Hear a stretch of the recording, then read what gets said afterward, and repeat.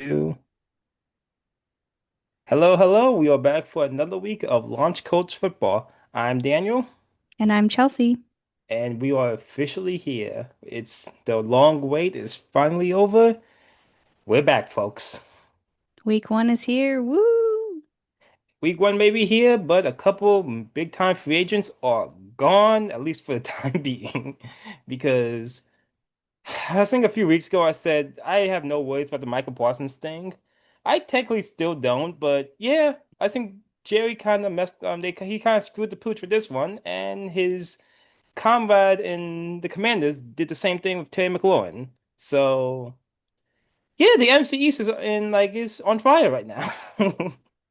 Yeah, both teams really aren't doing their players any favors. I mean, I'm sure Washington fans are upset because they finally got rid of the crappy ownership that they used to have, and now they have better ownership in, and they probably thought stuff like this wasn't going to happen anymore, and now here they are riding the carousel of McLaurin, which is really unfortunate. Um, and then Micah Parsons, I mean, Jerry Jones is just not smart. I mean, I don't know why you would like crack jokes about this, like why you wouldn't just pay him. And honestly, I feel like a lot of the time you can blame the player on this. Like, oh, they're being difficult. Oh, they're holding out, blah, blah, blah. Micah Parsons has always been loyal to the Cowboys. I don't even think Micah Parsons wants to leave. I mean, it took months of this happening for Parsons to even request a trade. So, I mean, I personally, for that one, I blame Jerry mostly. I mean, obviously the player is not without blame, but I blame Jerry mostly on that because this is just a notorious Jerry pattern. I mean, dude, like it took you 18,000 years, it felt like, to pay CD, right? And Cowboys fans were clamoring for that. And now you have arguably even a bigger star than CD in Parsons, and you're just sitting on your hands. Like, do you want the Cowboys to be mediocre forever? Or do you want to be relevant? Because if you want to be relevant, you need to sign Parsons long term. This dude is a top five defensive player in the league, like unarguably, basically, for most people. And he's honestly one of the top players in the entire league across the board. I mean, that's how good he is. So I don't know why you would just let someone like this demand to leave. Like, just pay him. You're the Cowboys. You're worth billions of dollars. Just do it. This isn't the first time Jerry's had like a serious contract negotiation, and like I think he's even said that he there's a good chance Micah doesn't start week one. And this might go back before both our times, but I remember after the 92 Super Bowl going to the 93 season, he didn't pay Emmitt Smith. Emmitt Smith won the contract and they had a whole contract dispute, and Smith missed the first two games of the season. They started the season 0-2 because the 90s Cowboys are more a run-focused team and you don't have your best running back. Now he ended up paying Emmitt Smith by in between week two and three, and Emmitt Smith ended up winning the MVP of of the league because he's Emmitt Smith. So I originally thought this was. I still think for the most part this is just Jerry wanting to keep headlines going. He's still like he's getting trolled at practices now with people saying pay Micah. I do think I cannot, and I think at this point there has not been any. Teams have called the Cowboys, and I think the Cowboys have just said we're not trading him. We're not getting rid of him. There's not unless you sell us the farm. Micah's going to be a Cowboy at least next year on paper. Whether that is on paper or on the field, that's a whole nother issue. If I'm a betting man, which technically I am during the fall, if I'm a betting man, I'm still thinking Micah plays for the Cowboys. Me But too. yeah, but at the same time, this has just been, I don't know. It feel like, are we just like doing what Jerry wants, which is we're talking about the Cowboys, we're starting this podcast talking about the Cowboys. This might just be what Jerry wants. Probably. He might be playing 4D chess and we're just playing checkers at this point. I guess. And I mean, I don't think it's the exact same with McLaurin. Obviously, Dan Snyder was a worse owner than Jerry, honestly, in my opinion, when he owned Washington. And, they got Dan Snyder out of there, and Washington fans rejoiced, right? They took Jalen Daniels, they made the playoffs last year, and they went on a successful run, and like things are looking pretty good. Like, pay Terry McLaurin. Terry McLaurin has been in Washington through all this crap. Like, he has put up with this team. He finally got a team around him that's relevant. He finally has a top five quarterback. He showed what he can do with a top five quarterback. Pay the man. Like, he deserves it. He's really good. He plays for Washington, for goodness sake. I mean, it's not like he plays for some big market team and they're not paying him. Like, he's your star outside of Jalen Daniels. Pay him. I just don't think the McLaurin thing makes any sense because this is what you want as an NFL team. You want a rookie quarterback on a rookie contract. So now you can spend the next 2, 3 years paying a bunch of people around him before you have to give Jalen a bunch of big money. Right. Like, and I'm going to compare him to like some of the other contracts that's happened this year. Like this year, in this offseason by itself, Sutton for Denver, he got 4 years, 92 million. DK Metcalf for Pittsburgh, 4 years, 132. That still hurts. Mm-hmm. Garrett Wilson, 4 years, 130. I don't think McLaurin's asking for that kind of money. And honestly, even if he is, if you give him for like a 2 or 3 year contract, I think he would accept it just because, and you can afford it because you don't have to pay your star quarterback for another few years. And And your and honestly, this might be a hot take, but I think McLaurin is better than all four of them. Like, pay him. ah, that is McLaurin is really that's not. good. I don't He think that's was crazy. That's really not good crazy. last year. That's not crazy. I'll say this. McLaurin's really good. Yeah, He's at least on par with all of them. I have that's a deep dive. That might be a deep dive because it is. That's not necessarily a super statistically founded take I just gave, just based off of the eye test. Terry McLaurin is very good. Terry McLaurin is a top 10 wide receiver, in my opinion. I definitely think Terry McLaurin is better than Sutton. And Garrett Wilson really has not done all that much, though I think Garrett Wilson's ceiling is probably higher than yeah. McLaurin, but I think McLaurin is a better player. Now, yeah, I mean, he may have better position pieces around him, but you can make that argument for anyone. Like, if you're really good, you should be really good, no matter where you are. I feel bad for McLaurin, honestly. He's like been stuck in this franchise, and now they're like doing him dirty. Like, pay the man. He's loyal. Like, he's wanted to be there. He's really good. Like, Jalen Daniels loves him. Like, pay the man. Like pay the man just because your backup plan is Debo Samuels as your number one receiver. Who And has like injury issues? he's had injury issues and there's always jokes about his like is he in shape and all that stuff. But even if you think he's like 100%, Debo's not a surefire number one receiver at this point. And Terry McLaurin Not is anymore. like you have this is supposed to be the team Washington takes to the Super Bowl essentially because you figured outside of Philadelphia, there's not really a Philadelphia, and maybe Detroit, which they beat down Detroit. There's not really a powerhouse in the NFC that's clearly better than you. You're supposed to another year older, another year wiser, another year under your belt, and you're entering season without your best, not counting your quarterback, your best offensive weapon. And again, I feel like this gets solved eventually. Maybe this is a TJ Hendrickson situation where the Cincinnati held out and Hendrickson ended up coming back. But and maybe that's the case because it's still receiver. You still don't want to. Chances are, like a player really doesn't want to sit out the entire season. But Look like at players who have, they aren't the same if they come back from that. exactly. But like even why have this? You really have to dig in your heels on this, and this turns into a situation where a player doesn't come back. You kind of shot yourself in the foot for any kind of Super Bowl chance, both for Dallas and for Washington. I don't think Dallas is going to the Super Bowl, but I think Dallas is a playoff team. I might be in the minority on that, but I still think Dallas. Okay, they went 7-10 or like whatever last year with a backup quarterback. I have confidence Dallas can be at least a 7 seed in the wild card.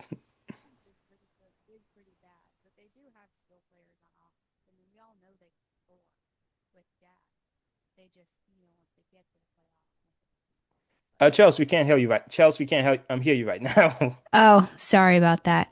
I was saying that going 7-10 with the defense that they had last year wasn't great. I mean, honestly, the fact that they got that many wins with that defense was like, wow, that was like a testament to the offense with a Yeah. backup quarterback. So we know that when Dak is healthy, that they can score. Like they have position players on offense that are stars. And they have stars on defense, but I mean, I think most people would tell you the Yeah. Dallas Cowboys offense is, you know, the Wait, better wait. side of the ball for them. So I mean, it's just a matter, well, once they can get to the playoffs, it's just once they get there, that's when they run into Yeah, they get problems. knocked out in the So first round. I guess we'll see. They get knocked out in the first round. That's the problem. Yeah, unfortunately, they haven't really made a run anyone truly believed in gosh, my lifetime. I mean, I don't know. Since since Emmitt Smith. Yeah, I mean, even in the days of Tony Romo, they struggled with getting through the playoffs Well, if they got there. it's just like, man, this. I'm happy the season's here, but man, McLaurin. I don't think the NFC is just well, actually I do. I think the Eagles, it's the Eagles to lose. But Washington has a chance, and I'm not gonna count out a healthy Dallas team to make at least some noise in the regular season. But like, man, this is just like Parsons on the last year of his rookie deal. He's watching Watt and Garrett get all this money, and he's again, it could just be Jerry being Jerry. And honestly, this could just, I'm pretty sure this is just Jerry being Jerry. Like Garrett I said, think that we should petition America to pick a new America's team because for America's team, I feel like you should win some Super Bowls. America's team. And that hasn't happened for a long time for the Cowboys. Honestly, I'm kind of surprised they didn't switch America's team to the Tom Brady Patriots when he was there. Because I feel like if there was an America's team, first of all, it's the Patriots, which is like peak America, and yeah. they were dominant. Like, I feel like they were the true America's team, not the Cowboys. And to make matters worse, you know what the first game of the season is? First Thursday, I am pretty sure it's Dallas versus Philadelphia. Like, are we kidding? Are we serious? You could not have picked literally anyone else to go against Philly.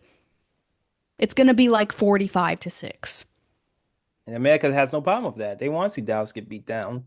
A lot of But people don't like Philly, though. I tend to think there's a decent contingent of people in America that would like to see Philly lose. they don't like Philadelphia, but I think they like and respect the Eagles. Because like, who doesn't like Saquon jumping over people I backward? do like Saquon. I'm just saying, like, my husband does not like the Eagles. It's not a city thing. It's like the fans, like the players, and obviously not all Philly fans are that way. But the ones that get all of the media coverage and stuff that are like beating people up. He's like, I just don't like them. And I'm like, you You know what? That's fair. you don't like booing Santa Claus like they did back in the day? Or cheering when Michael Irvin messed up his neck? No, yeah. No, that's fair. Like, again, I'm a Pittsburgh fan, but I always have a deep respect for Philly. I You share a was state, so.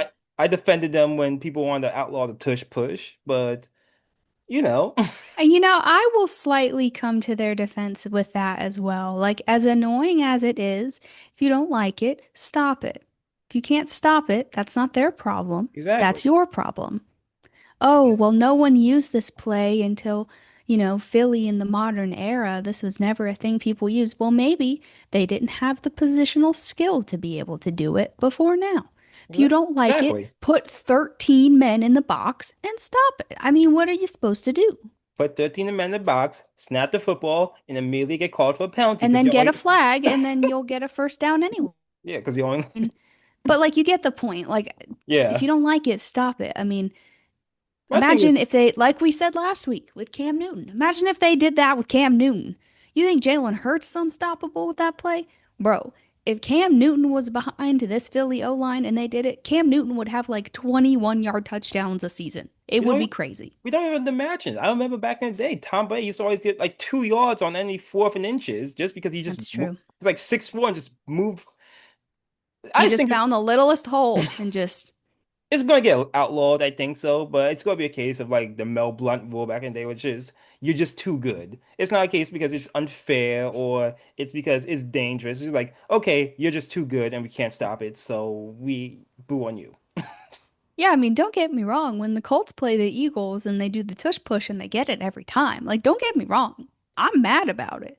But like, what are we supposed to do? Like, stop it. It's not. I don't feel it's that difficult. At Well, least on paper. well, speaking about the Colts playing. Chelsea, it's week one of the preseason. I know you're excited about your QB battle in Indianapolis between AR-15, Anthony Richardson, and Danny Dimes, Daniel Jones. You have actually the first preseason game. Let me go down the list right now We do.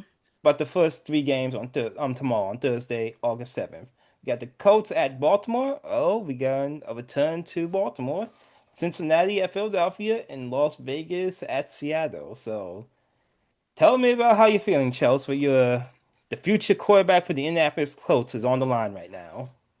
Well, the first couple of days of training camp, according to, so like, you have different types of media coverage. You have like your national media coverage, you have like your state media coverage, and you have your local media coverage. So it goes from like the ESPNs of the world to the beat writers, right? I tend to trust the beat writers the most. The local people that are there, seeing it in person, that talk to the players, not people that get lofty ideas of in Hollywood or whatever. So the first couple of days of training camp really didn't go all that well for either Richardson or Daniel Jones, which really doesn't shock anyone Sounds across the about right. NFL because most people think that they are totally mediocre, which is not an unfounded belief. They have done nothing to prove otherwise. So I can't argue that. But over the course of training camp, once they started in pads and stuff, Anthony Richardson has actually looked a lot better. This is his third preseason, his third training camp. He's only 22, which is crazy, or 23, and this is his third season. I mean, he's still a child, a large child, a 6'5" child, but still a child.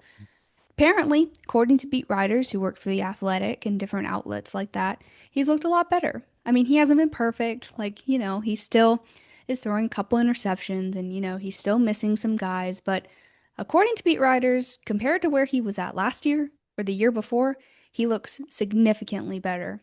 He has worked with a personal coach, I believe, who's employed by the Colts on his footwork. And you can really tell if you watch videos of him, like he's flipping his hips now when he runs out of the pocket instead of just throwing balls off his back foot, which is really important, especially for someone who's a scrambler like he is. He's hitting dudes down the field. He's apparently starting to hit dudes in short yardage or medium yardage situations. Tyler Warren apparently has been really good for him because he catches everything, which is just what Richardson needs. He needs someone who's going to catch everything that's thrown, even generally in his direction. So He his needs shoulder someone is like that. so his shoulder is fine because I know like early in training camp, Hmm. like you said, he messed up his shoulder, and that's all. Yes. That's been one of the major knocks about Richardson is that he always gets hurt. Yeah, it was like not training camp, but it was like the pre-camp or whatever is when he messed his shoulder up. So they sat him down for like 3 weeks, I think. And that's when Daniel Jones was getting all the reps before training camp started. Daniel Jones has not looked bad either, I would say. But I'm of the opinion that if Daniel Jones wants to win the job, he needs to blow Richardson out of the water. And he's just not doing that.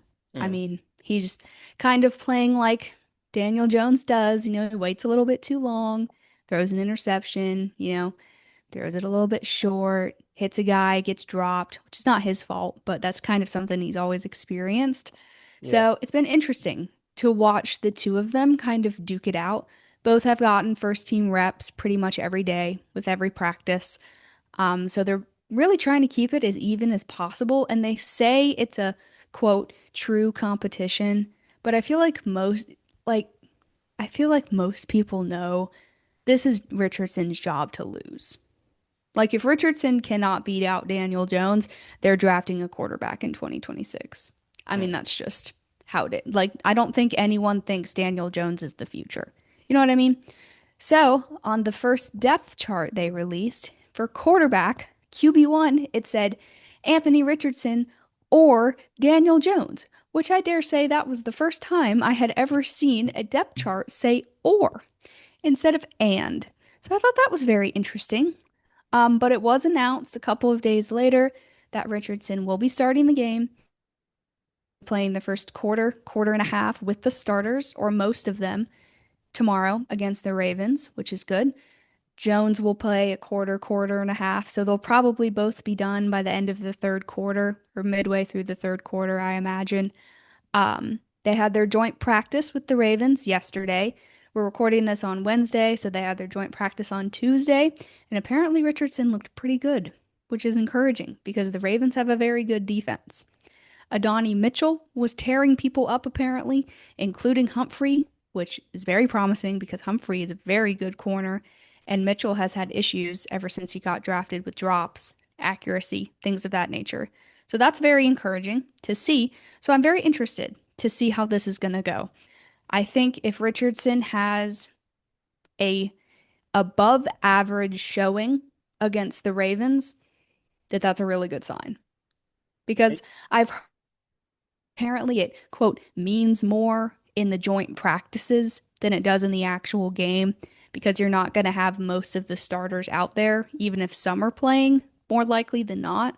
And apparently, he looked decent in joint practices. So I'm feeling encouraged. I know no one is going to believe me because everyone just remembers Richardson for taking a knee and stopping during the game. And like no one thinks he's going to be relevant. And honestly, in my opinion, he might not be relevant. The season might start and he might be terrible. I mean, that is entirely possible. But based off of what I've seen and what I've read from beat writers, apparently he looks a lot better. So I'm interested to see how he looks tomorrow. Well, I'm not gonna run that one because, like, yeah. The standard is very low, so he really doesn't have that high of a bar to exceed. So I guess I'm just worried in terms of Richardson. It's like I always figured he was like a poor man's Cam Newton, and if you can't, and you can't be a poor man's Cam Newton with worse passing stance than Cam Newton, because Cam Newton was literally just Mendoza line in terms of passing at his best. But the South is always up there for grabs, and I always feel like Indianapolis, if they had like a solid quarterback, they almost won a few years ago with Gardner Minshew.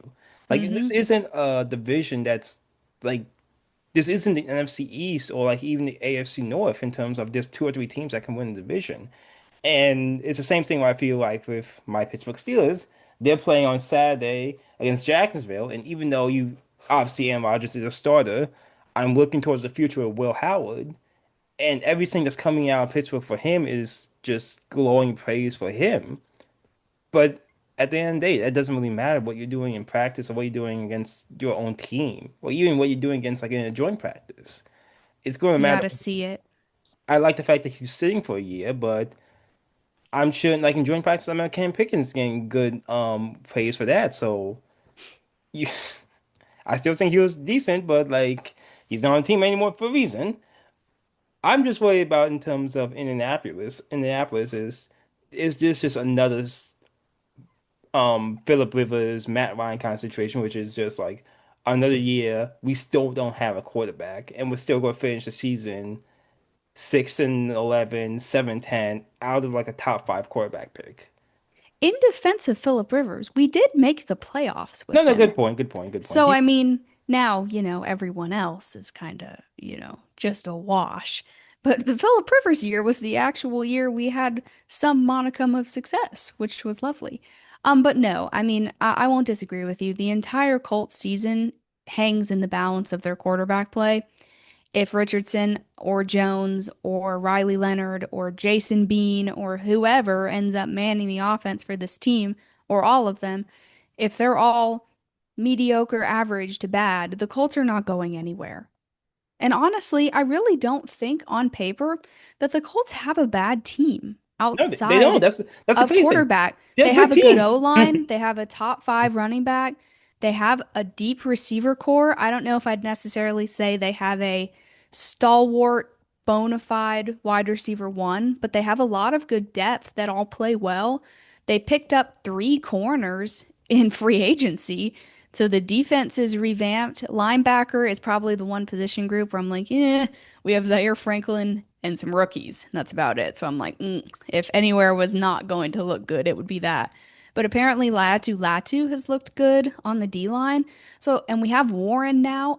I really don't think unbiasedly, I really don't think the roster is that bad outside of quarterback. But if the quarterback play is mediocre, it's not going to matter. I No. mean, they'll win 5 games and they'll be at like pick 6 or 7, and all the good quarterbacks will be gone. They'll have to trade up probably to get someone. So, I mean, it's going to be interesting, but I do agree with you. I think that the South is pretty up for grabs. CJ Stroud definitely did not have a good year last year.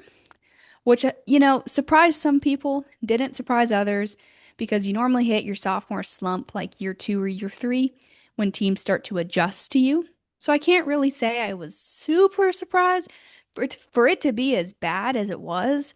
I mean, he was not terrible, but he was by no means good. I'm not scared of Jacksonville to win the division. I'm scared of them beating me because they always beat us. But I don't think they're going to win the division. And I don't think the Titans are going to win the division. I would say it's probably Houston's to lose, but I really don't think I mean, 2 years ago, Houston was a Super Bowl contender. I don't think that they are at this point anymore. If the Colts can get above average quarterback play, I think that there's a shot we could win the division, but we'll still get beaten by Jacksonville at least once. Don't worry. At least, Don't want you to get ahead of yourself. We'll get beat by them at least once at well, home. don't want to ruin traditions. And Hmm.